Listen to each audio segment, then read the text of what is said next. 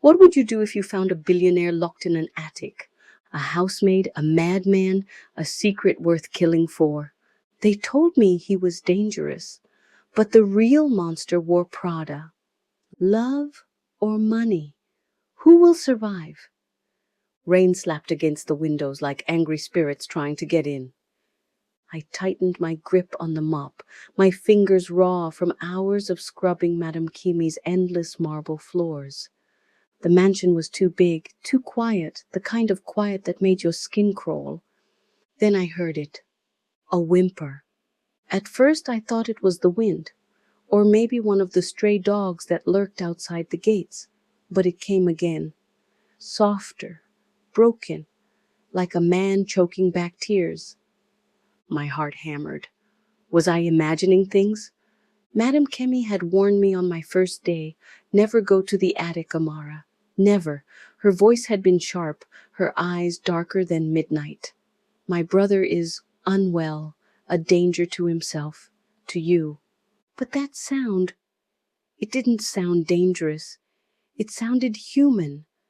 The stairs creaked under my weight as I climbed, my pulse roaring in my ears.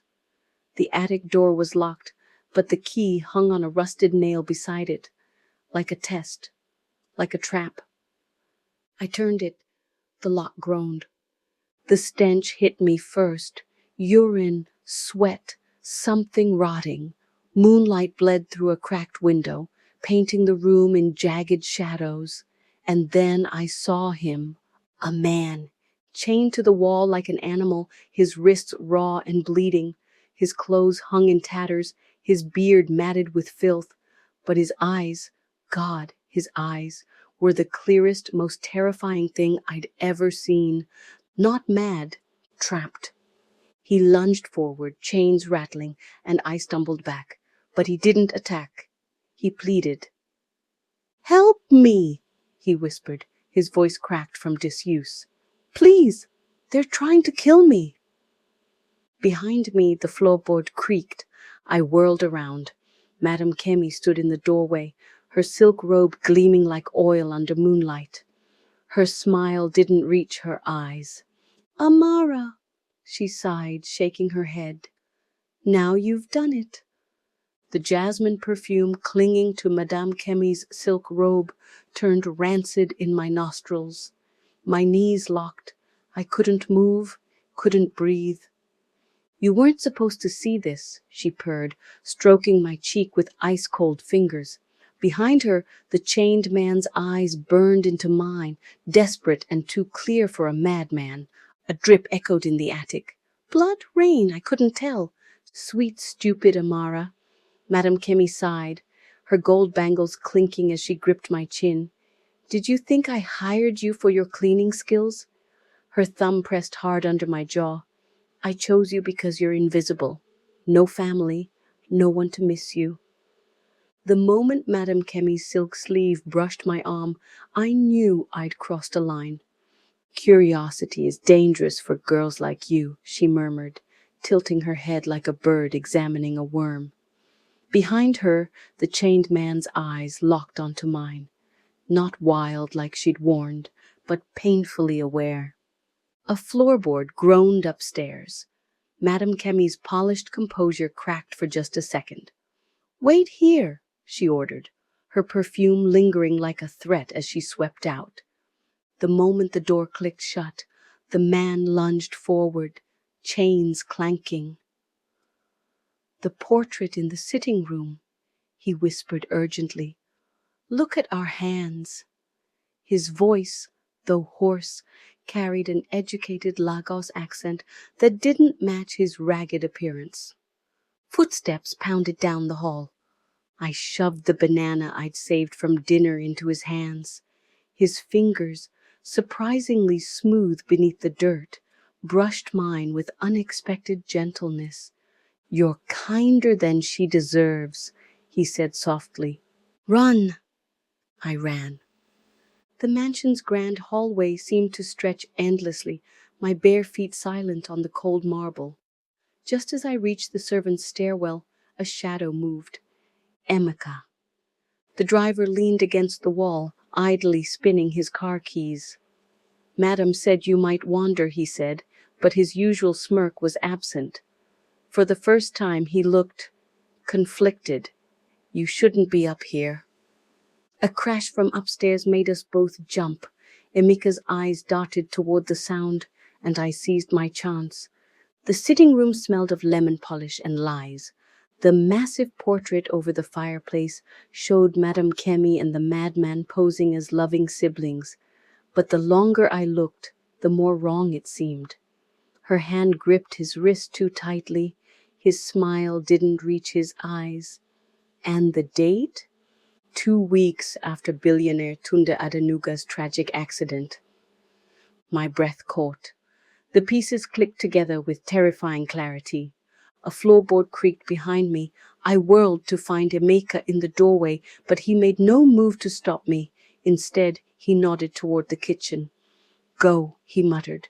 The lights went out. Thunder rattled the windows as rain lashed against the glass. In the sudden darkness, the house seemed to hold its breath. Then, tap, tap, tap. Fingers brushed the rain-streaked window. My heart leapt to my throat as water droplets slid down. "Tell them about the boat." The lights flickered back on. Emeka stared at the window, his face pale. I need to show you something," he said, voice uncharacteristically solemn. From his pocket, he pulled a faded photograph of a younger Tunde Adenuga standing on a yacht, smiling beside a woman who wasn't Madam Kemi. "My sister worked for him," Emeka admitted, before she disappeared. Outside, a car door slammed. Madam Kemi was back. Emeka shoved the photo into my hands. "Hide this, and whatever you do, don't get on any boats." The photograph burned in my palm like a secret. Tunde Adenuga's smile in the picture, bright, hopeful, clashed with the broken man in the attic. I tucked it under my mattress, my mind racing. What boat? What happened to Emeka's sister? Madam Kemi's heels clicked down the hallway. "Amara!" she barked. "Polish the silverware!" Now I scrubbed until my fingers wrinkled, my ears straining for clues. That's when I heard it. Madam Kemi arguing with someone on the phone. "The boat dock is too risky now." "No, the police are watching." My pulse quickened. I dropped a spoon. The clang covered my gasp. Night fell like a velvet curtain. Emeka lingered by the staff exit, tossing me a folded napkin. Inside, a hand-drawn map of Lagos Lagoon, a dock circled in red. "Burn this after," he muttered, "and stay away from the water." I nodded, but the map felt alive in my hands. The attic called to me. Madam Kemi was out. Chains rattled as I crept upstairs, a bowl of Efo Riro in hand. The man's eyes lit up, not with madness, but relief. "You came back," he whispered. "Tell me about the boat," I said, spooning stew into his mouth. His hands, now cleaner, trembled less. "My yacht." "Oreade," he murmured. "Kemi hosted a party. I got dizzy, fell overboard. Woke up here." He touched my wrist, his warmth surprising. "You're the first person who's looked at me." "Not through me." My cheeks flushed. "We'll get you out," I promised. A car engine growled outside. I fled, but not before seeing his smile, the same one from the photo. At 3 a.m., the mansion slept.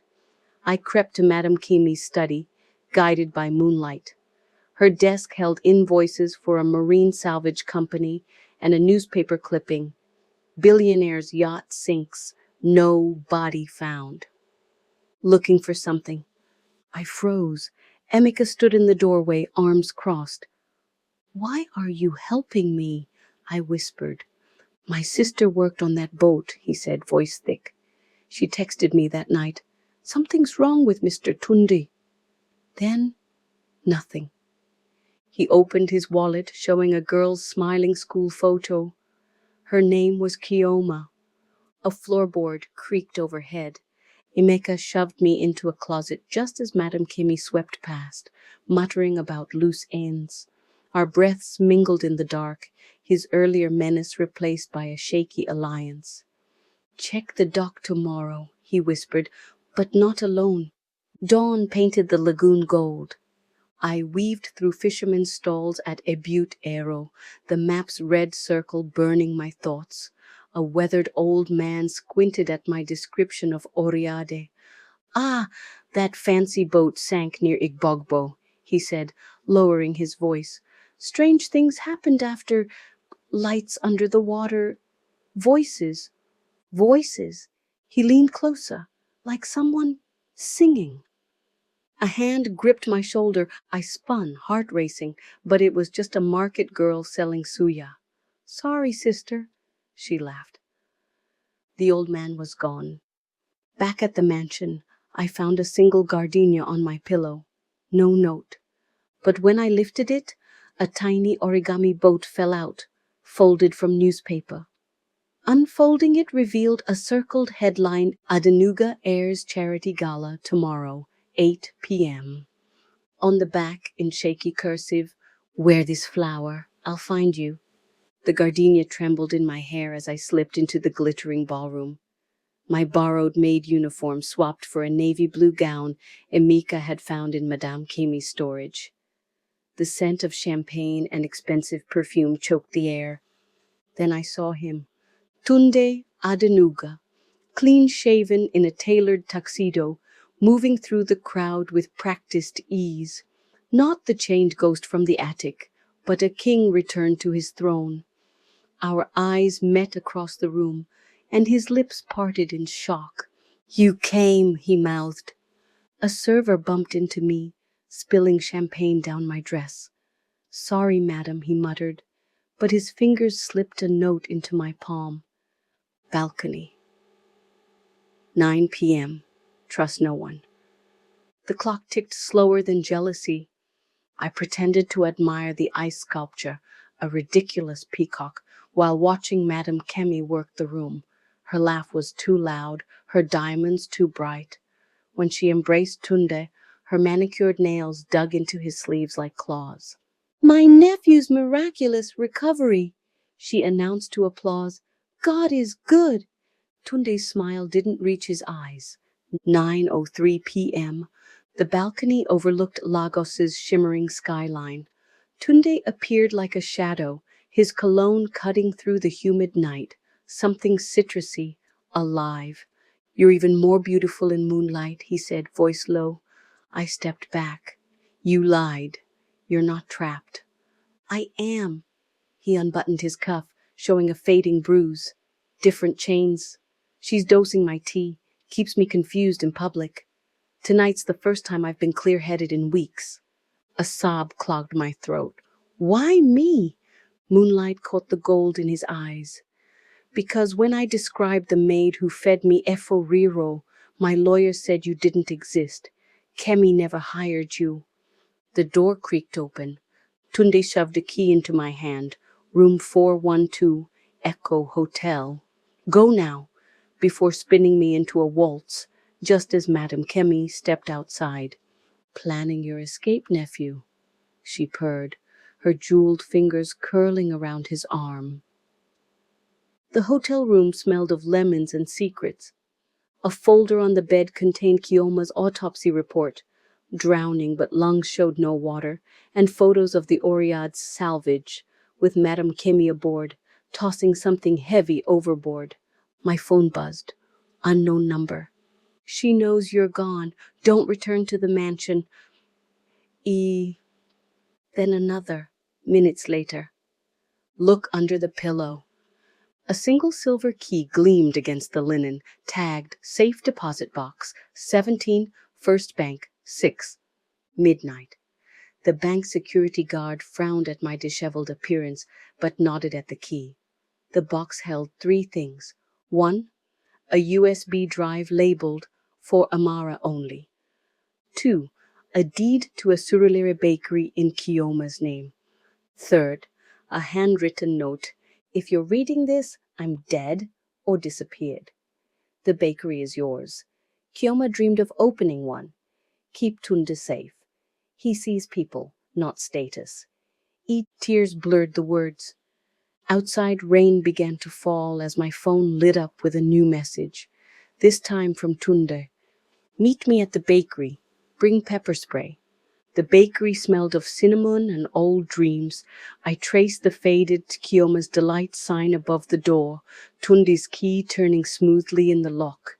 Inside, dawn light filtered through flower-dusted windows, illuminating a space frozen in time, mixing bowls stacked neatly, a vintage oven, and a single unfinished recipe card in looping handwriting. Love bread, 1 cup courage, 2 tablespoons trust. She never got to bake it. I whirled around. Tunde leaned against the doorframe, his tuxedo replaced with simple jeans and a wrinkled shirt. In the soft morning light, he looked younger, human. Emeka used to bring me here when we were boys, he said, running a finger over the flour-smeared counter. Kioma would let us lick the mixing spoons. His voice cracked. She didn't drown, Amara. Kemi had her.